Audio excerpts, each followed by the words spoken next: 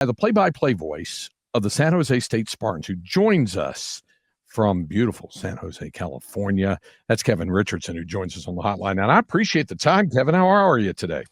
I'm doing great, and Craig, you and I traded emails, and I said I was a fan, and I mean it. I mean it. You and Roger Wallace, you guys set the standard in college football for radio broadcast, and in the playoffs when they were running the ESPN game with your audio, I'm in for that every day. That's good stuff, and you guys are outstanding. So fired up to Well, be on your show. well, I'll tell you what. We're members of the Mutual Admiration Society because I've heard your work before and I've really enjoyed it as well. And correct me if I'm wrong. See, this is where Kevin is a much smarter man than I am. Whereas I've been a talking dog in this business for the better part of 40 years.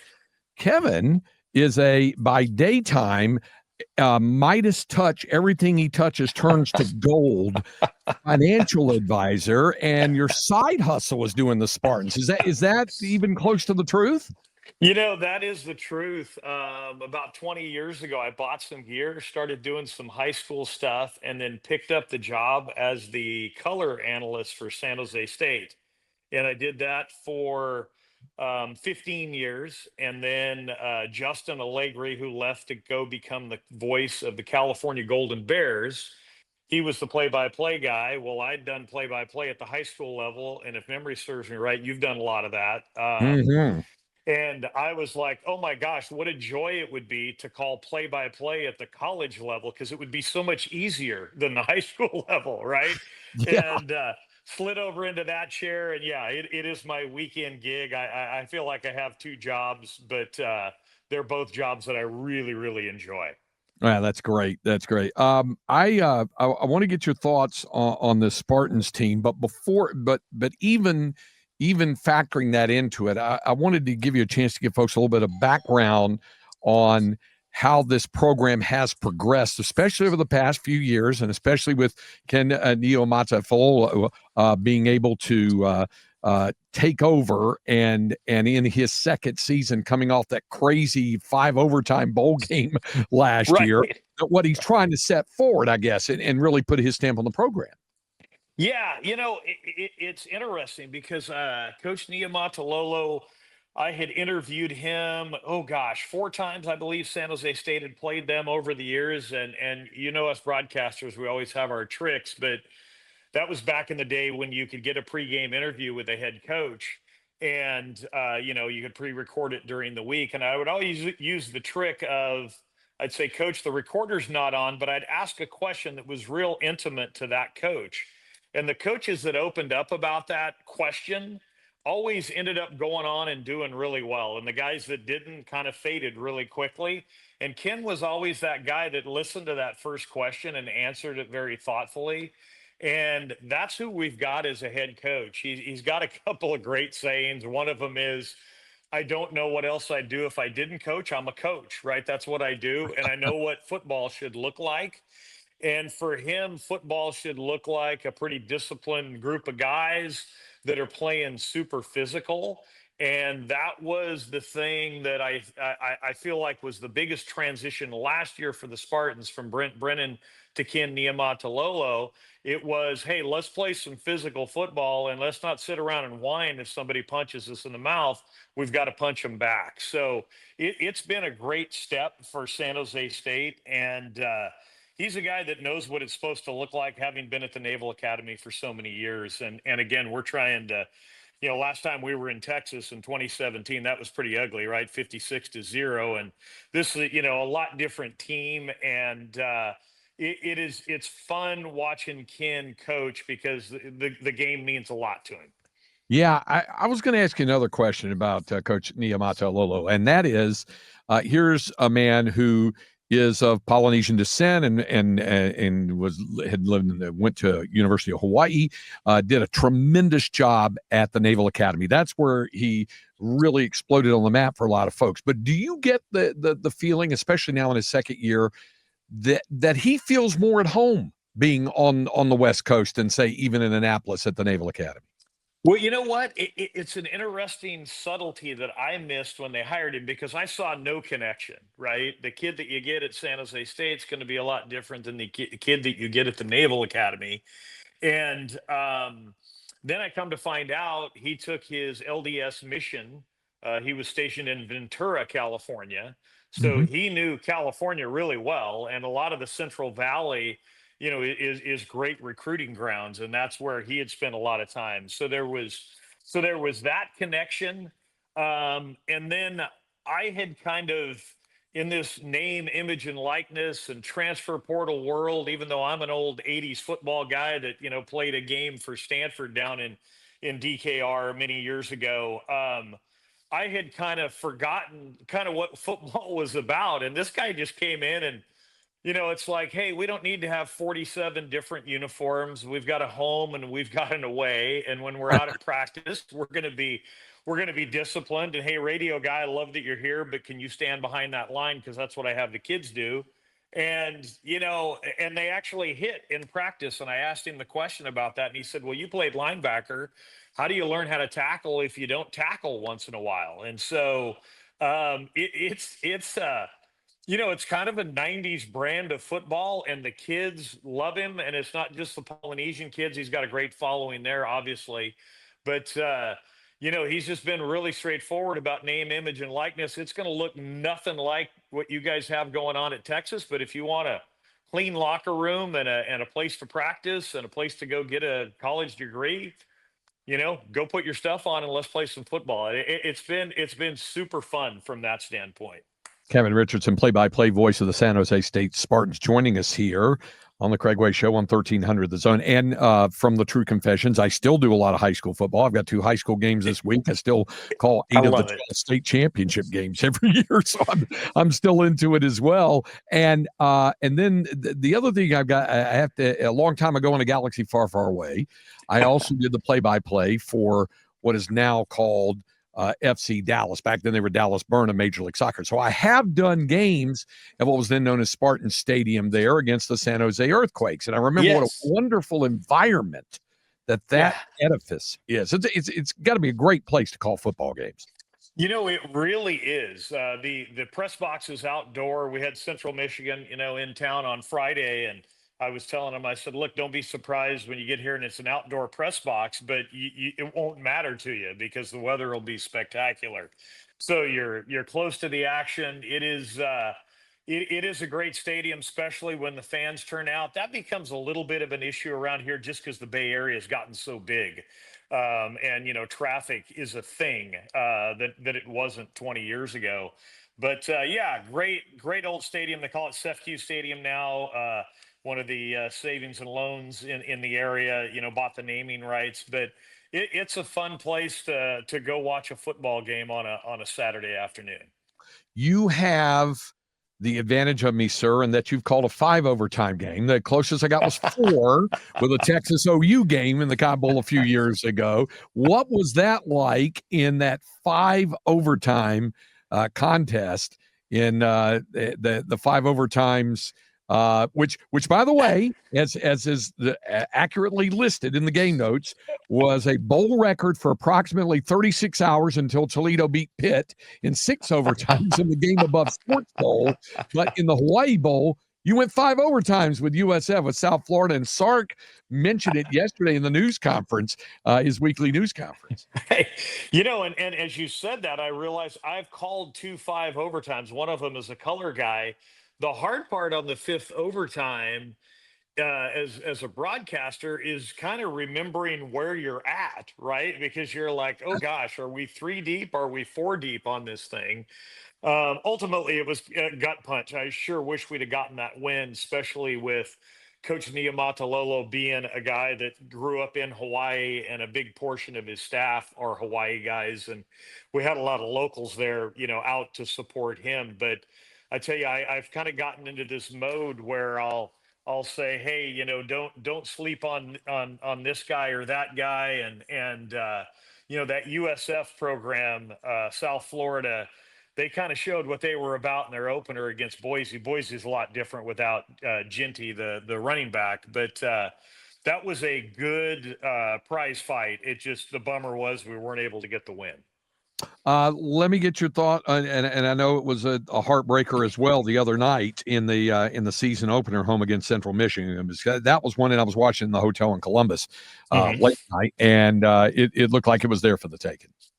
It really was. The hard part about the offense that Craig Stutzman runs is if it's working and you've got everything spread out, it's a knockoff of kind of the Mike Leach stuff that everybody's familiar with.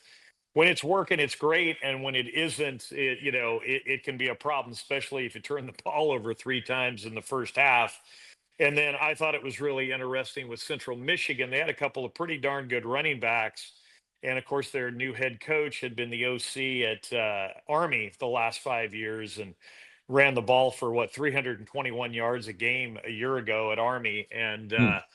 they ran the ball well. They got 100 yards rushing in the first quarter, and it thought, oh man, this is going to really get ugly. But the defense pulled it together and was able to slow things down a little bit and just couldn't close it out down the stretch. Had a chance twice, with a couple of field goals there that didn't happen. So it's an interesting week too, because I had you guys beating them in Columbus, and now you guys are going to be a little bit salty, obviously, and then we're trying to kind of figure out, okay, what worked, what didn't work, and it's such an interesting group of five conundrum in terms of when you looked at stats last week for that game, there were literally no stats to look at because any of the good players have bounced and gone to a power four, and then the power four guys that have dropped down had no stats. That's why they're dropping down, and you're putting them all together and you're trying to figure out, okay, what does this look like as a team? And it was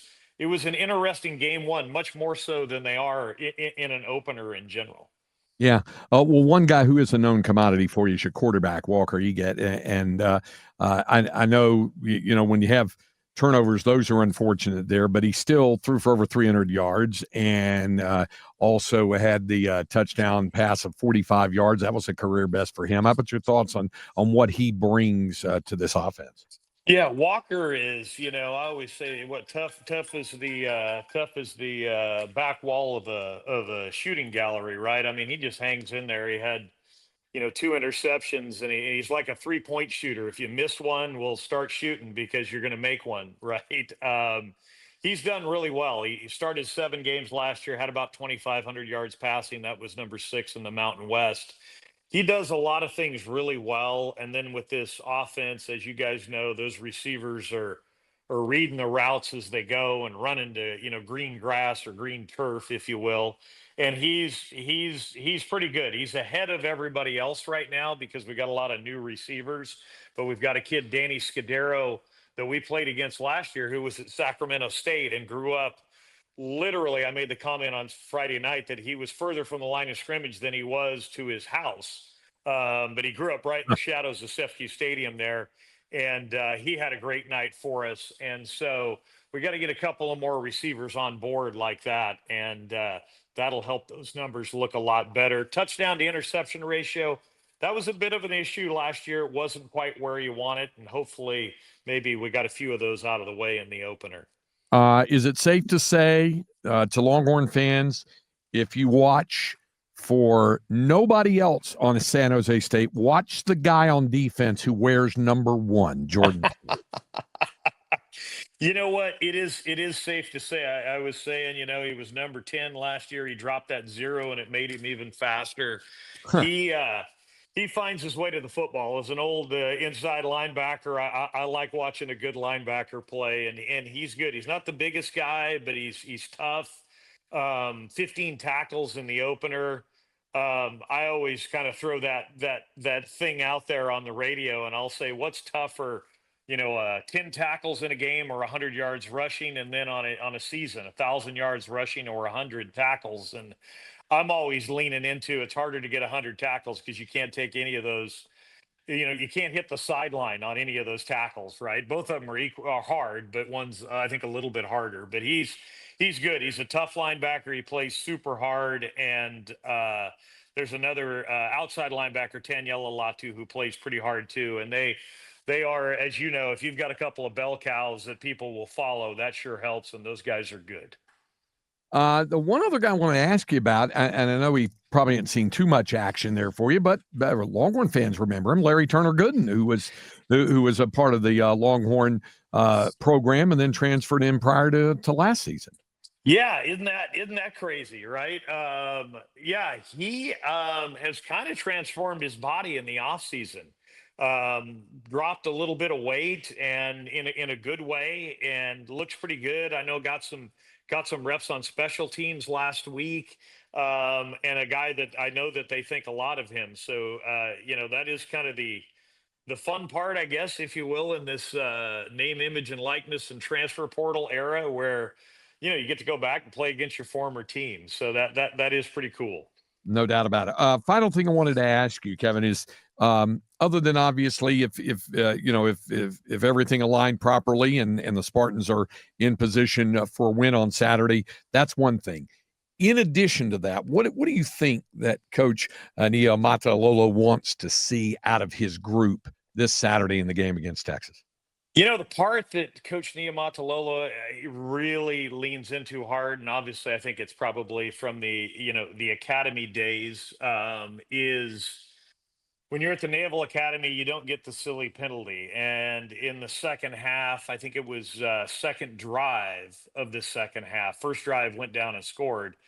Second drive, things are starting to work, and they had a silly penalty, and they had a couple of misfires like that along the way that I know are really things that he leans into hard, and like, hey, we have to get these things right, and if we don't get these things right, we won't be as good as we want to be.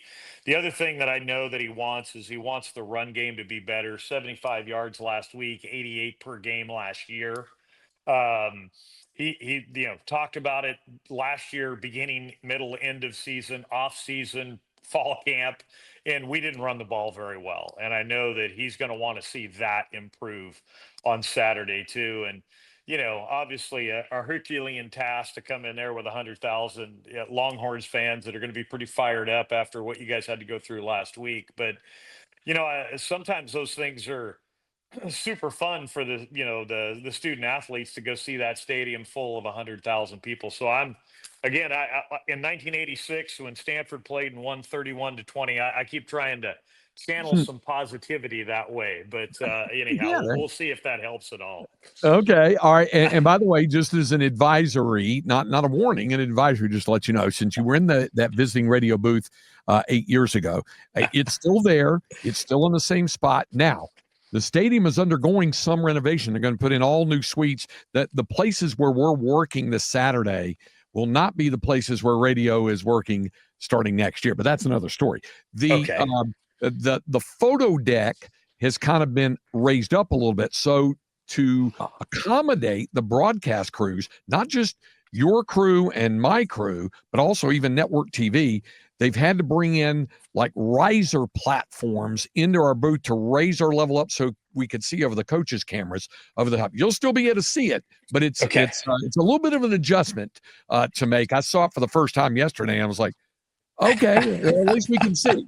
So that's I just want to give you the heads up on that. Well, and again, you and I have done a lot of high school football, so as long as I can kind of see everything, everything works out pretty well. And maybe next time I get on your show, I can tell you about the old days in Shafter, California, where I grew up, and the neighbor down the street. My dad was a teacher and a coach, and this guy down the street was a teacher and a coach, and he was only there 1 year, and his name was Burl McCoy. And he was a great track coach, and of course, Colt McCoy's grandfather. So how about that story? Yes. Absolutely. In fact, Colt is going to be on our show tonight, tomorrow night, with that we're recording with Coach Sark. Hey, great to visit with you. I look forward to seeing you on Saturday morning. I know the kickoff will be 9 a.m. California time there. Right. 11 a.m. is early for folks in these parts, but I know it's got to be a little bit early. But I look forward to seeing you on Saturday, and I appreciate you taking the time today. Oh, you bet. Thanks for reaching out. And again, you guys are the gold standard. Thanks so much for having me, and it was an honor.